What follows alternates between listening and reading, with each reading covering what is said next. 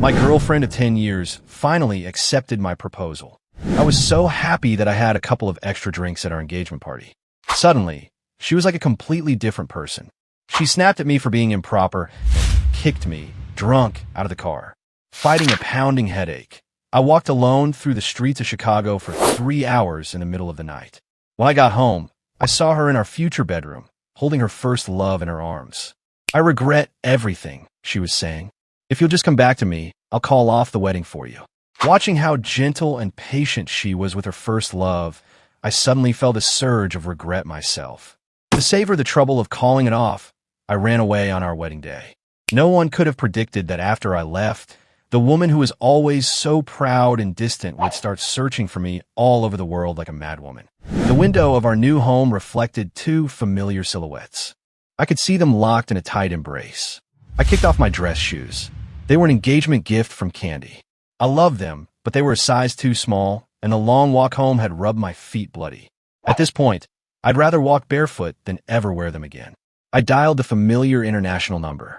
"Dad, I'm not getting married. I want to come to you." My father was silent for a moment. "Alahite, son, I'm getting older, and this family business will be yours sooner or later anyway. The sooner you get to New York, the sooner you can get settled." I choked back a sob and managed a reply. I heard him sigh on the other end. "I really thought that girl was different. I never thought you'd end up on the same path as your mother and me." "Don't cry, Sonny, you're still young. A man's world isn't just about marriage and kids. You can have your own career. Just be sure this is what you want. I'll be waiting for you." Before tonight, I also believed Candy was different. She was a powerhouse in her career, yet she carried herself with integrity, always gentle and polite. She kept a respectful distance from every man who wasn't me. Even after she became successful, there was never a hint of scandal. That is, until tonight at our engagement party, when she saw Sterling Vance, who had shown up uninvited. For the first time, I saw her lose her composure, shattering her wine glass. For the first time, she flew into a rage at me over something trivial and abandoned me on the side of the road. If it had been anyone else Candy saw, I might have thought it was all a misunderstanding. I would have been willing to give her another chance. I would have spent another 10, even 20 years by her side, asking for nothing in return. But the man in that room just had to be Sterling. The same Sterling who had bullied me for 20 years, who had taken everything that was ever mine. The one person I could never, ever forgive. The moment I saw Candy bring Sterling into our home, I gave up on her completely. But for some reason, my hand moved on its own, pulling up the feed from our home security cameras. On the monitor, Sterling was lounging in our bedroom, wearing my pajamas. Candy, the woman who never did housework and always criticized my drinking as a lack of self-respect, was in the kitchen making him something to sober him up. Sterling looked up at her. "A stand-in?" he asked. "And you're really going to marry him?" Candy didn't answer. She just bent down and started massaging his feet. "You don't have to say it, I know. You did all this just to get back at me. This whole engagement party was just a ploy to make me show up. You can't get over me. This room is decorated exactly how I like it. The ring you picked out is my favorite style. The cake has our initials on it, and even those shoes on his feet are my hand-me-downs." As he spoke, Sterling pressed his foot against Candy's chest. "The one you've always loved is me." Candy still said nothing. After a moment of silence, she threw herself into his arms. She poured all of her feelings into a passionate kiss. Watching them, tears streamed down my face. I thought back over our 10 years together. Every time I felt a surge of affection and tried to kiss her, she would coldly turn her head away. I always thought she was just reserved and shy. I never imagined she was saving her passion for Sterling. For 10 years, she had shared my bed, our bodies intertwined in what I thought was love. But in her heart, she was remaining faithful to her first love. I took a deep breath and was about to call a cab when Candy appeared downstairs, calling my name. When I turned around, she instinctively let go of Sterling's hand. "Sterling had too much to drink tonight," she explained. "He's your stepbrother, and I was worried about him walking home alone, so I brought him here. He's such a gentleman. He was afraid you'd get the wrong idea and insisted on leaving." Candy, who was usually so quiet, suddenly had endless things to say when it came to Sterling, and every word was in his defense. I looked at the woman before me and felt like I was seeing a stranger. I was the one who grew up with her, her childhood sweetheart. I was the fiancé who stood by her for 10 years while she built her company from nothing. How, after all that, did I end up as nothing more than a stand-in? I fought back the ache in my chest and took a deep breath. He's not my stepbrother. He's the son of the woman who broke up my family. Hearing this, Candy's expression turned to fury. Sonny Miller, how could you say something so vicious about him? Apologize to Sterling right now. No wonder your own parents abandoned you when you were a kid. No wonder nobody likes you. That bitter, nasty attitude of yours is disgusting. You deserve to have no one love you. As if she was afraid I might hurt Sterling, Candy shoved me aside and stood protectively in front of him. The soft moonlight fell on her face. Her tense expression merged with a tiny figure from my memory. Many years ago, when we were just kids, Candy used to stand in front of me just like that, protecting me. That was back when my mother had an affair, got pregnant with another man's child, and forced my father into a divorce so she could be with him. My dad left the country out of anger, and I became an unwanted burden in my own home. Whenever Candy heard the fighting from next door, she would run over and stand in front of me. Sonny, she'd say, you're the best person in the whole world. Even if everyone else leaves you, I will love you forever and ever. Growing up, I held on to those words. I worked hard to make money, determined to escape my toxic family and build the happy home I'd always dreamed of with her. But whenever I brought it up, she would just frown and dismiss it. We were just kids, she'd say. And now, Sterling was back. She didn't even bother with gentle dismissals anymore. She just twisted the knife in my deepest wound with a single phrase, "You deserve to have no one love you." I turned my head, unable to look at her any longer. My eyes began to burn, and I couldn't stop them from turning red. I saw Candy's gaze flicker for a second. I don't know if she realized she'd gone too far, or if she'd finally noticed my bleeding feet. She sighed. Let's just say you were drunk and talking nonsense tonight. From now on. There is no from now on, I said quietly. What? Candy looked confused and was about to ask more, but then she saw Sterling running off, tears streaming down his face. Forgetting all about me, she immediately panicked and ran after him. She left in such a rush, she didn't even notice the star-shaped necklace that fell from her pocket. I picked it up, my mind flashing to the small star tattoo just over her heart. Suddenly, all the details I'd overlooked for years clicked into place. A childhood romance is no match for a love that strikes like lightning. Our supposed 10 years of love had been nothing but my own wishful thinking. That being the case, there was no reason for me to keep fighting for a woman who wasn't worth it. As I turned to head home, a message came through from my dad. He'd booked me a flight out of the country. It was for 2 weeks from now, the day of my wedding. The wedding countdown clock in the living room was now a countdown to my departure. I let out a bitter laugh and started throwing out all the wedding decorations and matching couples items we'd bought. It felt like fate. I would use these last 2 weeks to say goodbye to my entire past. The next morning, the sound of my phone ringing woke me. It was Candy. Sonny, are you up? I ordered you those bagels you love. I'm not coming home today. Something urgent came up at the office. We'll have to reschedule the wedding photos. And don't worry about last night. I already apologized to Sterling for you. Okay, I said. Kenny seemed surprised that I agreed so easily. She added, a bit awkwardly, a wedding is just for show anyway. Our relationship is strong enough that we don't need all that to prove anything. Let's just keep it simple. Okay, keep it simple. This wedding would have no marriage license, no wedding photos, no officiant, and no groom. After hanging up, I took a black marker and crossed wedding photos off the calendar. Candy was always busy with work and rarely had time for me. So I'd written down all the things I wanted to do with her on that calendar. I was hoping we could finally check them all off during the time we'd set aside for the wedding. But now, one by one, those wishes were being blacked out by a thick marker, turning into unspoken regrets. I stopped focusing my energy on Candy.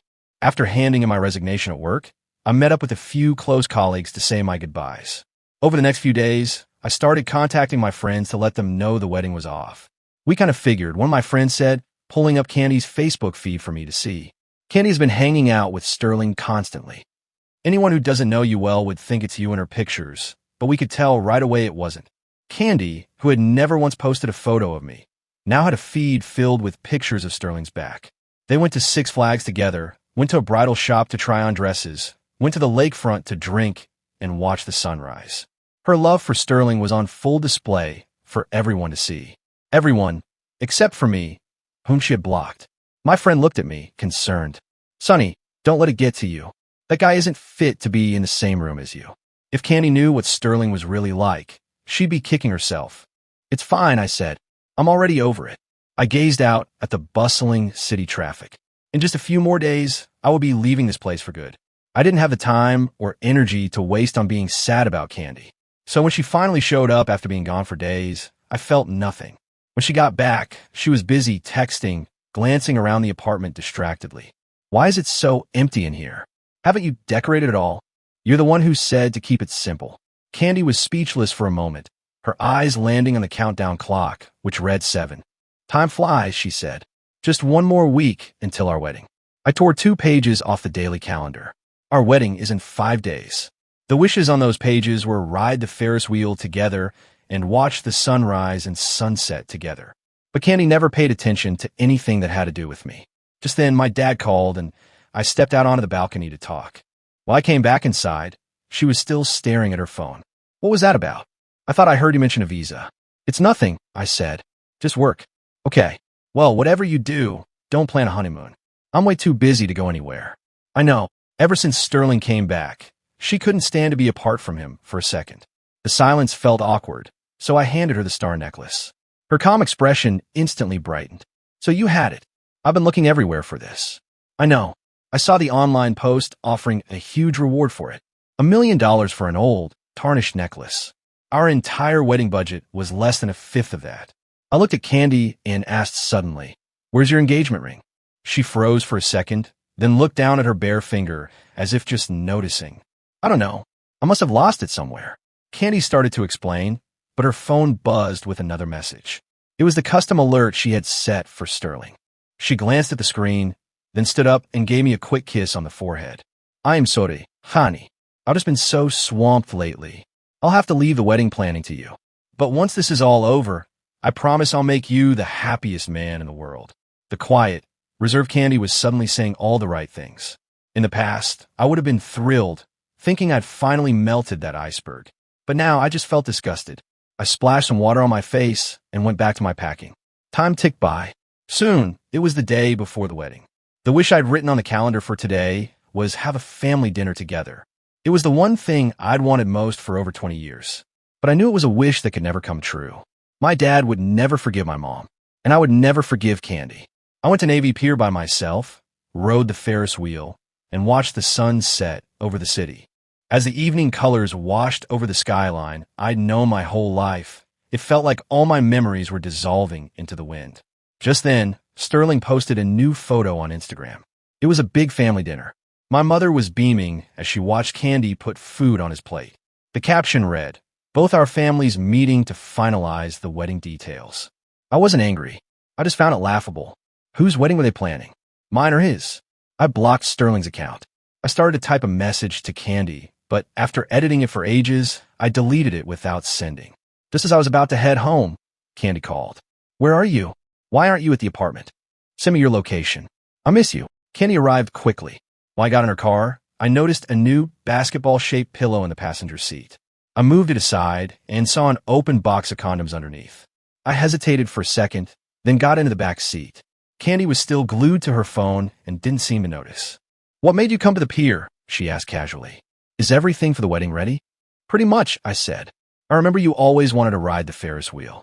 When I have some free time, I'll come back and we can have a proper day here. I wasn't going to bother you today, but my mom wanted to see you." In Candy's eyes, the wedding was my responsibility. She only ever missed me when she needed something. I didn't answer. My eyes were stinging, irritated by the wind off the lake. By the time we got to her parents' house, all that was left was a table of cold leftovers. My mother was making small talk with Mr. Hayes. Mrs. Hayes grabbed my hand warmly. "Sonny, I really do like you," she said. "You may not make a lot of money, but you're a simple, family-oriented man, not like these other guys with their scheming ways." As she spoke, she shot a quick glance at Sterling. I mean, with Candy's success, she could find someone better, but I told her to appreciate you. After all, not every man is willing to be a stay-at-home husband. You're not getting any younger, either. After the wedding, you should quit your job, have a baby soon, and focus on taking care of Candy. I mumbled a few non-committal replies. When I looked up, Candy was standing next to Sterling. She held up a tuxedo and a suit for us to try on. "I knew you'd be busy," she said to me. so I had Sterling pick them out. He's always had better taste than you. The tuxedo she handed me was a yellowed, second-hand rental with a large tear in the seam. Meanwhile, Sterling, dressed in a custom white designer suit, looked more like the groom. Candy started to look flustered. The rental shop must have made a mistake. It's not Sterling's fault. It's too late to get another one now. I'll figure something out tomorrow. It doesn't matter, I said. I calmly started to take off the jacket, but Sterling suggested we take a group photo. In the shuffling, I was pushed to the very edge of the frame, while he positioned himself right next to Candy. Just as the picture was taken, he accidentally bumped into me. The final photo showed only a blurry shape where I was standing, my face completely obscured. Candy said we should take another one. I just smiled. Maybe some other time. It's getting late. The wish to take a family photo together was one I had already crossed off my list. Sterling's eyes welled up as he apologized. Sonny, please don't be mad and take it out on Candy. I'll run all over the city tonight. If I have to, I'll find you the perfect tuxedo. With that, he ran out of the house in tears. Candy shot me a glare before running after him. I just felt tired. I picked up the tattered tuxedo and left by myself. It didn't matter. By tomorrow, it would all be over. Back at the apartment, I did a final check of my luggage. I worked until the early hours of the morning, and that's when I stumbled upon Candy's old journals. In one, she described meeting Sterling at a hostel a few years ago, back when she was at her lowest point. The most important pages had been torn out, leaving only a single sentence behind. That was the happiest time of my life. The journals that followed were all the same, filled with entries about how much she missed Sterling. On the day she accepted my proposal, she had written this. When I was young and foolish, I mistook mud for a star, and I let the one true love of my life slip away. No matter how hard I try now, I can't turn Sonny Miller into Sterling Vance. The past is the past.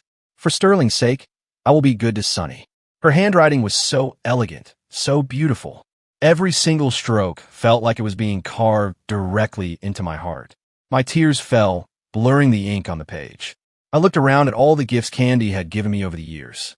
From big things like watches, a sports car, and designer clothes, to small things like stuffed animals, coffee mugs, and video games. Without a single exception, they were all things Sterling loved. I looked at my reflection in the mirror, and my choppy haircut and gray hoodie. I looked like a carbon copy of him. I thought we were childhood sweethearts, that 10 years together meant something. I thought there was some real affection between us. But she had seen with her own eyes all the pain Sterling had caused me over the years, and she still chose him. She knew he was the person I hated most in this world, and still, she chose to mold me into his replacement. A wave of rage and betrayal washed over me. I smashed the mirror in front of me, then took a razor and shaved off the haircut I had so carefully maintained. When I was done, I tore the last page from the calendar. On it was my final wish, to have a most beautiful wedding and marry the love of my life, Candy Hayes. Now, the wedding was a complete disaster. The woman I once loved was unrecognizable. I crumpled the paper into a tight ball and threw it in the trash. I left with nothing but the clothes on my back and took a cab to O'Hare. At noon, just as I was settling into my seat on the plane, a call came through from Candy. Her voice was trembling, on the verge of tears. Sonny, where are you? The announcement for final boarding call began. I didn't answer. I just turned off my phone, leaned back against the seat, and let sleep take over. Maybe it was because so much had happened, or maybe it was just exhaustion. After weeks of insomnia, I actually slept soundly on the plane. But even in my dreams, I couldn't escape Candy's face. At 7 years old, playing house, she declared she was the bride and I was the handsome groom.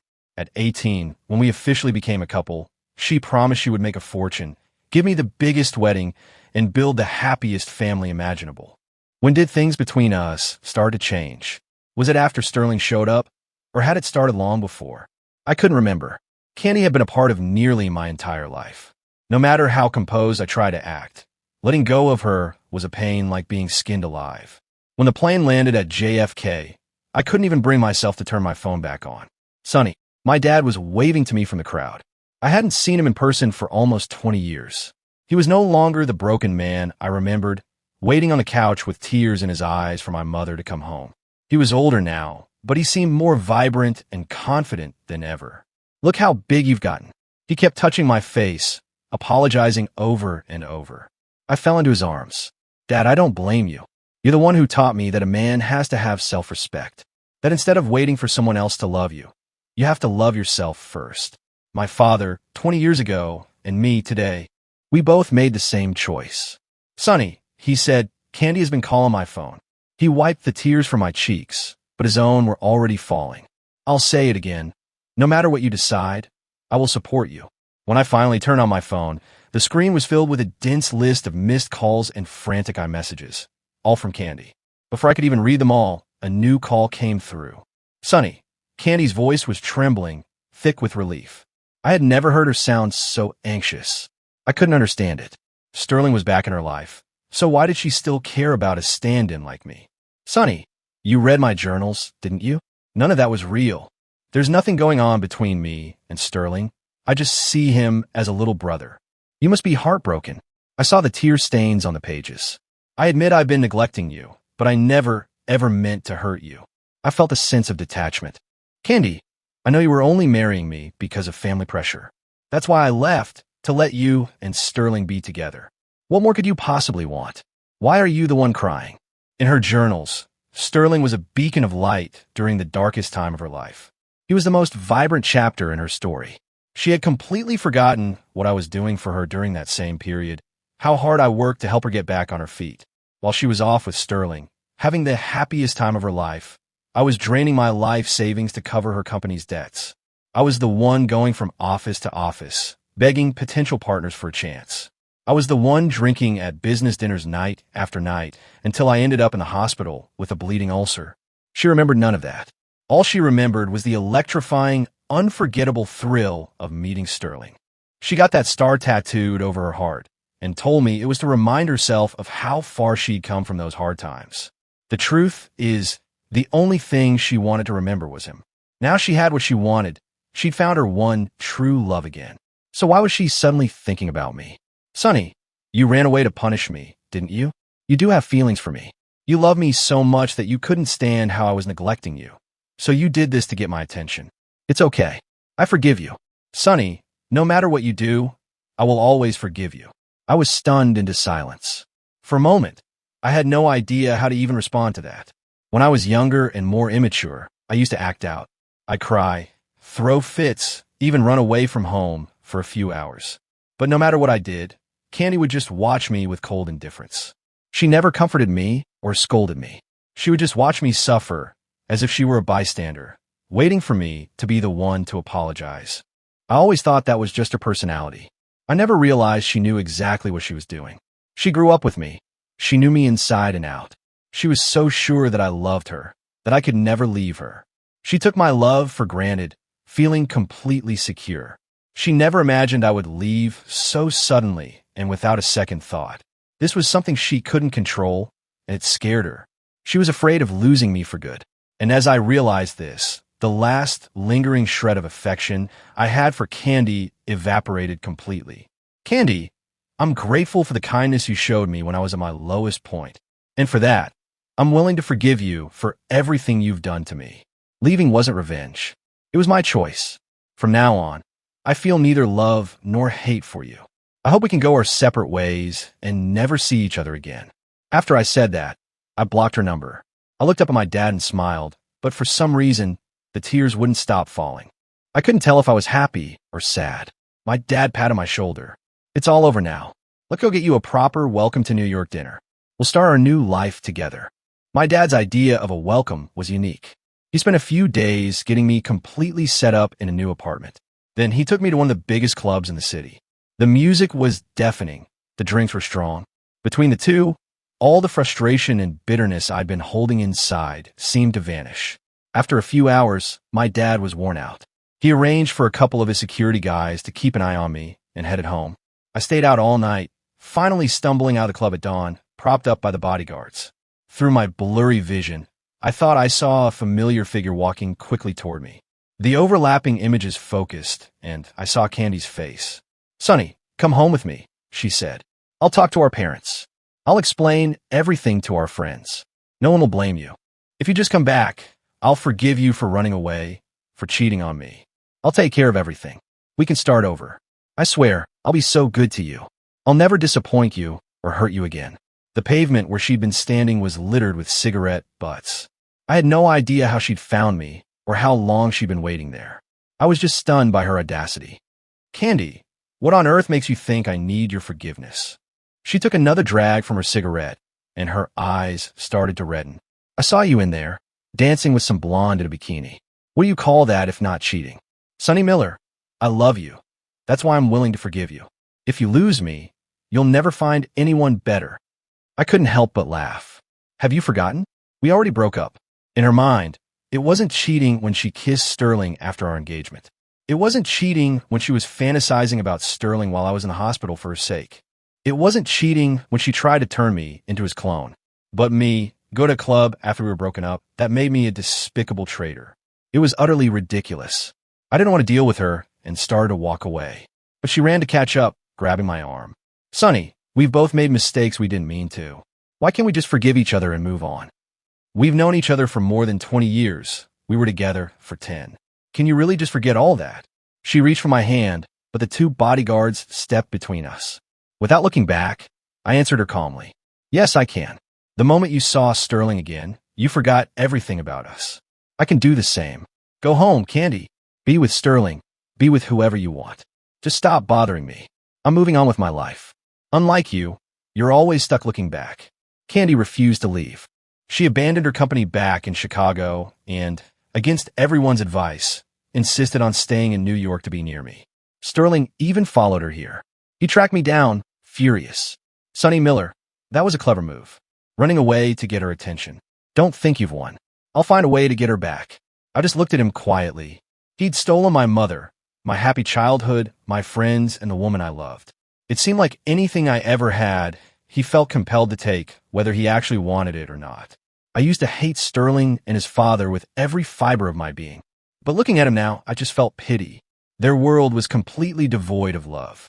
All they had was an endless, pointless competition. They saw every other man as a rival and winning over some woman as a trophy. They'd completely forgotten that there's a whole world out there beyond chasing women. "Do whatever you want," I said. "In fact, the sooner you drag her back to Chicago, the better. Then I can finally have some peace and quiet." Sterling stared at me, stunned for a second. Then he threw a few folded pieces of paper at me. They were the missing pages from a journal. "What are you so smug about? She loves me." He went on to describe, in graphic detail, everything he and Candy had done together back then. All the simple things I had dreamed of doing with her my entire life were just casual, everyday occurrences for him. The serious, reserved Candy I knew was, with him, a wild and uninhibited woman. I didn't bother to read the pages. This wasn't about a first love. It was just about lust. The only person Candy had ever truly loved was herself. I turned to leave and saw Candy standing right behind me. She looked exhausted and frail. She wasn't meticulously dressed and styled like she used to be. Her hair was a mess, and her eyes were bloodshot. She was even wearing an old sweater I'd bought for her years ago. She suddenly lunged at Sterling and slapped him hard across the face. "Shut your mouth. Don't you dare try to turn Sonny against me. I looked into it. You never loved me. You seduced me on purpose just to hurt him. That time at the hostel, you weren't some poor student working his way through school. You had run off with some girl and then abandoned her when things got tough. You lied to me about everything from start to finish. It's your fault I lost Sonny. He was the best person in the world, the only one who ever truly loved me." Sterling stared at her, holding his cheek in disbelief. Then Candy turned to me. "Sonny, you knew all of this. You knew what he was like. Why didn't you tell me? Why did you just stand by and watch me be deceived?" I was speechless for a moment. "If I had told you, would you have listened? You would have just accused me of being jealous. Besides, you've known him almost as long as I have. Are you telling me you really had no idea what kind of person he is? You just wanted the thrill without any of the consequences. Candy, you're a hypocrite, and you make me sick." Maybe my words were too harsh, because after that, Candy finally left me alone for a while. Sterling was too embarrassed to show his face again either. I started working in my father's company, slowly learning the ropes. I'd go out for dinner with colleagues after work, just hang out and talk. Life was calm and comfortable. Just when I thought things were finally getting back to normal, something happened. I was walking home late from the office one night when I realized someone was following me. It was a deserted street, and the lights were flickering. I was afraid to call the police and startle them, so I just tried my best to stay calm. As I passed a small park, they rushed out and grabbed me from behind. I was terrified, shaking uncontrollably. "Don't hurt me," I stammered. "You can have all my money." The person didn't say anything, just held on tighter, as if afraid I would escape. Just then, a streetlight flickered on. In that brief flash of light, I saw the star tattoo on her chest. I whispered in disbelief, "Candy?" Her body went rigid. I shoved her away from me, and once I saw her face clearly, I slapped her as hard as I could. "Candy, what were you trying to do to me? You're an animal." Her cheek flushed red, but she didn't look angry. She just gently took my hand, the one I'd hit her with, and started blowing on my knuckles. "Sonny, I would never hurt you. I couldn't bear to," she whispered. "I just wanted to take you home." I pulled my hand away from her in disgust. I'd always known she was stubborn, that she would never give up on something she wanted. But I never imagined she could be this obsessive, this unhinged. I leaned against a wall, my legs weak, my body still shaking with fear. Candy moved closer again. "Sonny, see how dangerous it is out here? Just come back to me, okay? Men need to be protected too. I'll protect you. I'll cut off all contact with Sterling. I never really loved him. I was just confused for a while. I didn't know if that was true or not. All I knew was that Candy loved to cast herself in the role of the tragic, devoted lover, completely ignoring the feelings of the person she was supposedly devoted to. I pressed a hand to my racing heart. "Candy, stay away from me. Forever. If you ever try something like this again, I will not hesitate to defend myself." Once I'd calmed down a little, I texted my dad, briefly explained what happened, and asked him to come get me. My legs still felt like jelly. I couldn't take a single step. Candy just stood there watching me, looking lost and helpless like a child who's been caught doing something wrong. She opened her mouth to speak several times, then closed it again. I don't know how much time passed before my dad arrived, but he brought the police with him. Candy was arrested.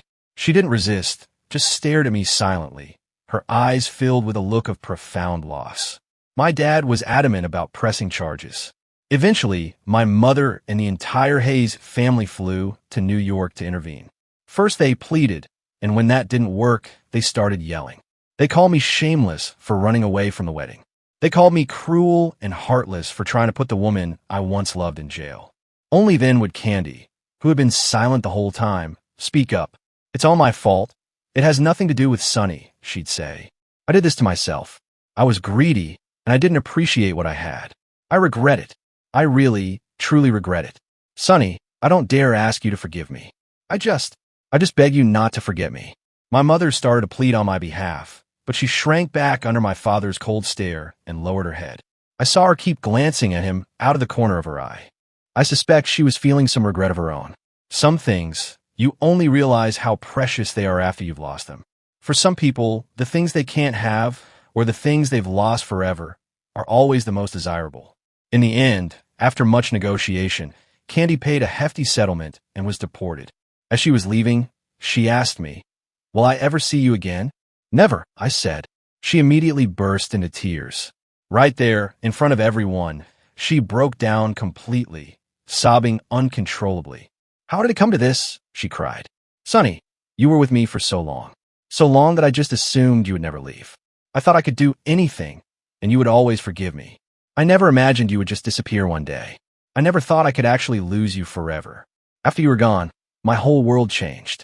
I didn't want to hurt you. I couldn't resist the temptation. Once my head was clear, I knew I would never choose Sterling, but I couldn't give up that passion he had, so I tried to make you more like him. I thought I could have both of you that way, but I forgot. She forgot that there's only one Sonny Miller in this world. For better or for worse, I am who I am. I don't tolerate betrayal. I would never be anyone's substitute." My dad and I started to head home. Behind us, Candy's voice continued. "I saw that wish list you wrote on the calendar. How could we have been together for so long and never done any of those simple things? Other than that one blurry picture, I couldn't find a single photo of us together. We never went to an amusement park, never even had one proper meal together. 20 years we've known each other, 10 years we were in love. And now when I look back, it's all just one big regret. I was so stupid. I should have seen it all along. I let my desires cloud my judgment. When I came here, I thought that even if I couldn't bring you home, at least I could make up for some of those regrets. I never imagined it would end like this. Sonny, can you ever forgive me?" Her voice was filled with an unbearable amount of pain. But still, I didn't look back. My dad tossed me the keys to his car. "You've really grown up," he said. "Starting tomorrow, you can officially take over the company. I can finally retire." I smiled back at him. "I won't let you down." I drove off in the new convertible, feeling the wind on my face. Her cries, along with all the memories of my past, faded away behind me. The sun was setting, painting the sky in brilliant colors. I was driving toward a brand new day.